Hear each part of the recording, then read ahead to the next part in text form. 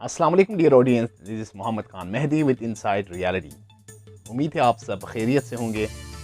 हम डिस्कस करेंगे आज फिर से रशिया और यूक्रेन के माबेन जो स्क्रिमिशेस जारी है उस हवाले से।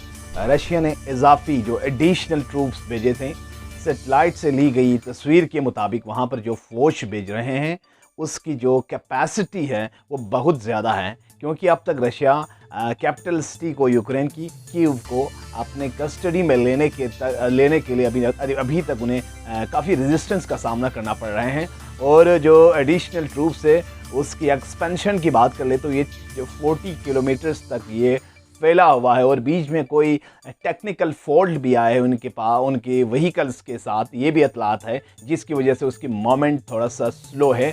मगर रशिया ने अपनी फुल डिमॉन्स्ट्रेशन वो दिखाना चाहते हैं, क्योंकि आप वो रिट्रीट करेंगे बैक साइड पे, बैक फुट पर आएंगे तो उसके लिए ऑब्वियसली उसकी जो सॉवरेनिटी है, इसके अलावा जिसकी जो रेपुटेशन है उसके ऊपर एक धचका समझेगा रशिया। इस हवाले से हम डिस्कस कर लेंगे। इसके अलावा हम एक और इंटरेस्टिंग जो फैक्ट है उस हवाले से ये बात कर लेंगे कि सोवियत यूनियन, ये एक इंटरेस्टिंग फैक्ट है कि before the fall of Soviet union, Ukraine was the third largest military in the world who possessed more than 3500 nuclear warhead. Nuclear warhead उनके पास थे। अमेरिका रशिया के बाद तीसरी कुव्वत यूक्रेन थी। किस तरह से यूक्रेन ने वो तमाम जो न्यूक्लियर वॉरहेड थे उसको उन्होंने डिसमेंटल किए या किसी के हवाले किया, उसको हम डिस्कस कर लेंगे। क्या उनके पास न्यूक्लियर वॉरहेड जो उनके पास अभी है होते तो रशिया क्या उस पर इन्वेट करता, इस हवाले से भी हम डिस्कस कर लेंगे। इसके अलावा जो मेरे पास न्यूज़ है CNN के हवाले से, ज़ेलेंस्की ने बाइडन को बताया कि रशिया के ऊपर जो सैंक्शंस है उसको टाइट कर ले या उसको प्रेशराइज़ करके जंग है जो उसको रोकने की कोशिश कर ले, क्योंकि दोनों अतराफ से सिविलियन डेथ है वो बिल्कुल ऑब्वियस है। बहुत सारे सिविलियन अपने जान खो चुके हैं। इसके अलावा क्या सदर पुतिन यूक्रेन के हवाले से उनका अंदाज़ा दुरुस्त था कि वो एक दिन या 2 दिन के अंदर उसको कैप्चर कर पाएंगे? उनका अजम्पशन सही निकला या गलत निकला? इन तमाम हवाले से हम डिस्कस कर लेंगे। इससे पहले हमारे न्यूली ऑडियंस से गुजारिश है कि आप हमारे चैनल को ज़रूर सब्सक्राइब कर लें जिन्होंने अब तक सब्सक्राइब नहीं किया, ताकि आप मसलन खबरों के लिए हमारे साथ जुड़े रहें। हम आपके साथ फैक्ट्स, फिगर्स और रियलिटी ग्राउंड ट्रूथ्स को शेयर करते रहेंगे और आप हमारे साथ आप कोलैबोरेशन जारी रखें, इसको शेयर कर लें। Thank you. So let's move towards our topic, which was all about Ukraine and Russia war, which is very ominous, which is very important and hot debate all around the world. It's going to be crucial for the rest of the humanity if the war is non-stop and it becomes, if Russia and Ukraine both become aggressive, then obviously NATO alliances are there and the Russian alliances are here, then obviously it's going to be very crucial for the rest of the world. And दुनिया का जो piece है वो एक खौफनाक बादल के साए में आ सकते हैं जिससे छुटकारा ना पाना बहुत मुश्किल हो सकता है। तो आज हम एक इंटरेस्टिंग फैक्ट की तरफ पहले जाएंगे कि यूक्रेन एक पावर थे अमेरिका और रशिया के बाद। तो हुआ ये था कि 1991 में जब रशिया सोवियत यूनियन की फॉल हुई, उनकी क्लैप्स हुई, तो उनके उसके जो स्टेट्स थे उन्होंने अपनी इंडिपेंडेंस का ऐलान कर लिया, आज़ाद रियासतों का ऐलान किया। उनमें से एक यूक्रेन भी था और बेलारूस भी था, मगर यूक्रेन रकबे के लिहाज से, इकोनॉमिकली सबसे ज़्यादा स्ट्रॉन्ग था। और अमेरिका ने ये और रशिया ने ये कंडीशन आयद कर दी कि यूक्रेन की जो खुद मुख्तारी है, इंडिपेंडेंस है, आज़ादी है, उसको तब मानेगा जब वो अपने पास जो न्यूक्लियर आर्म है, जो 3500 जो वॉरहेड थे उसको या ज़ाया कर लेंगे या रशिया के हवाले कर लेंगे। तो उन्होंने इस चीज़ पर मान लिया। फिर उन्होंने रशिया के हवाले कर लिया अपने पास जो न्यूक्लियर जो एसेट्स थे, न्यूक्लियर जो वॉरहेड्स थे, उसको रशिया की निगरानी में दे दिया। उसके बदले में एक ट्रीटी हुआ वहाँ पर, उसको कहते हैं बुडापेस्ट ट्रीटी, जो कि 1991 में हुआ। हंगरी के दारुल हुकूमत में ये वाक़ हुआ। फिर 1994 तक ये जो वॉर है तमाम रशिया के सुपुर्द कर दिए गए, मगर आगे जाकर 1996 में उन्होंने क्लेम किया कि रशिया ने हमारे बाउंड्री पे, टेरिटरी पे इसकी वायलेशन की है।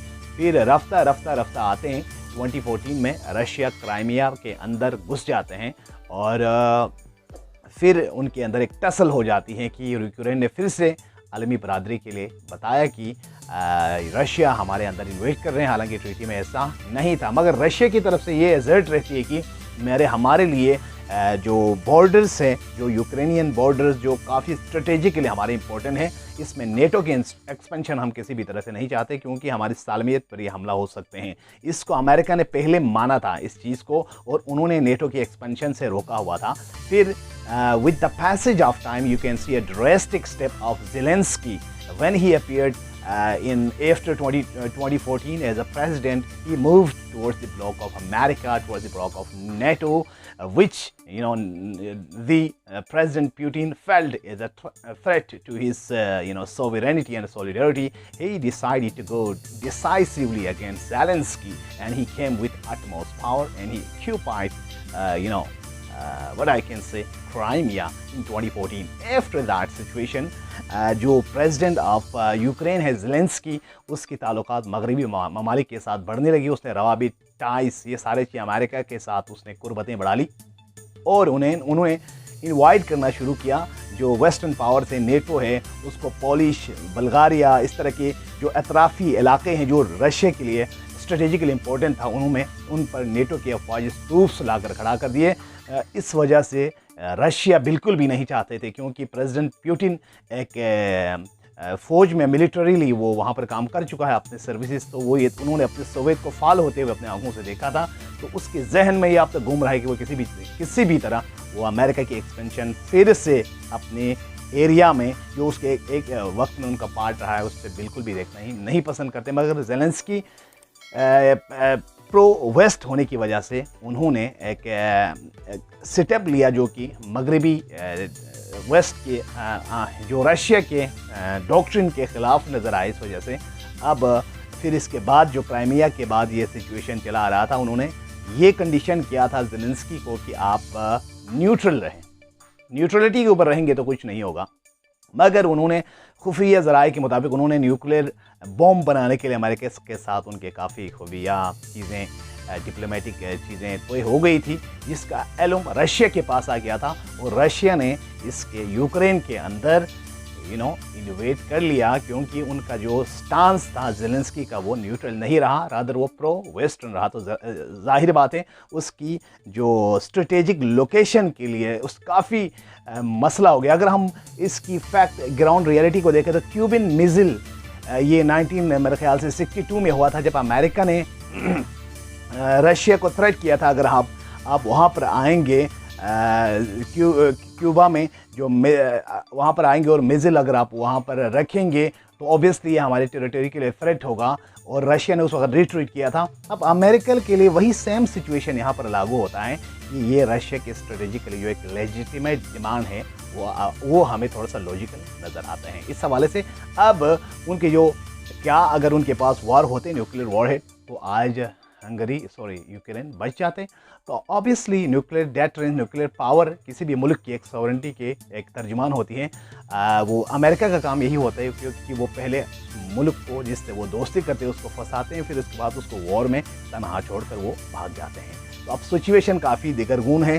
अब वॉर के फ़ज़ा काफ़ी ओमिनस है, दोनों अतराफ से डेथ है। आज जो रशियन डिफेंस मिनिस्टर का माना था कि हमारे 465 सोल्जर्स मारे गए हैं और यूक्रेन का भी कहना है कि किड्स और सिविलियन के साथ बहुत सारे मैसेकर वहाँ पर देखने को मिल रहे हैं। अब वेस्टर्न कंट्रीज़ की तरफ से सिर्फ कंडेमिनेशन और इसके सैंक्शंस के अलावा प्रैक्टिकल ग्राउंड पे कुछ नज़र नहीं आ रहा है। हमारी तवक्को है कि आने वाला दौर पीस और स्टेबिलिटी और नेगोशिएशन का दौर हो, और ये मामला रिजोल्व हो और थर्ड वर्ल्ड वार से बचें। इससे पहले हमारे न्यू ऑडियंस से गुजारिश है कि आप हमारे चैनल को सब्सक्राइब करें और बेल आइकन पर क्लिक कर लें और हमसे जुड़े रहें, मस्तनद खबरों को लें। Thank you for watching my channel. Take care.